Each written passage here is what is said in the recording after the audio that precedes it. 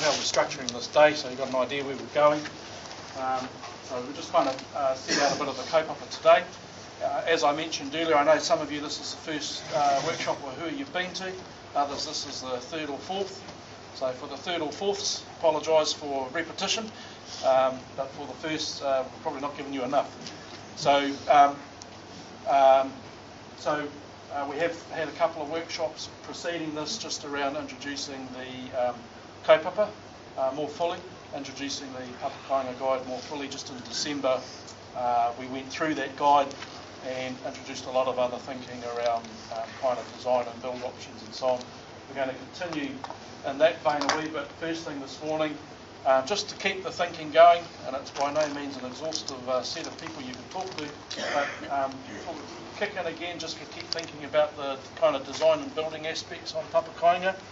So, we invited John along because he's one of a number of companies locally that have a product, have methodology and stuff that could be of use. Also, Jacob's going to talk about what he's up to. He's involved with some other companies looking at kind of design and build options for Papakainga housing. Then we've got all our Fs, although our funding, whānau, whenua and whare. Shona's going to just talk again briefly about the Social Housing Unit Fund and Kainga Whenua loans. So they're kind of the two main products at your disposal in terms of actual projects targeting funding Māori housing or funding housing on Māori land, which can stretch into general title a bit as well. So Shona's just going to provide you with a brief update as that. And the program that was mentioned with the Social Housing Unit has its own criteria, and they were only just released in December. And so we've had a process as well of trying to become more familiar, and we're in a process of questions and answers with that Social Housing Unit too, trying to get increasing clarity about their funding and what they'll fund or not and so on. So we can give you a bit of an update on that, and also a bit more detail about, some of you would have come along to a presentation with Minister Turia and people from the Housing New Zealand and Kiwi Bank talking about Kainga Whenua loans too, which is more just your zero deposit loan scheme for owner-occupied homes, but has options for sharing your collateral, sharing equity in the whānau and things like that. So Shona was going to just provide you just a cursory overview and update of that again. Then in essence what we're going to do is after that I'll get you to register what kind of land interest blocks we've got here. So I know you're not all individuals here, so we've got a bit of an inventory of that. Then what we're going to do is provide you with an opportunity to kind of sit around the table to ask questions or get advice or share ideas. So that's broken into whānau, whenua and whare.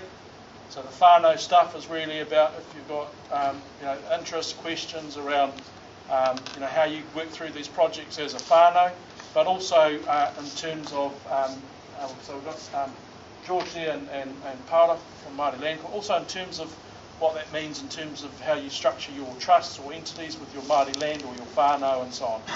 So that kind of kōrero. The whenua stuff, we've got Tiho, as you heard, expertise around water, structural engineering, civil engineering.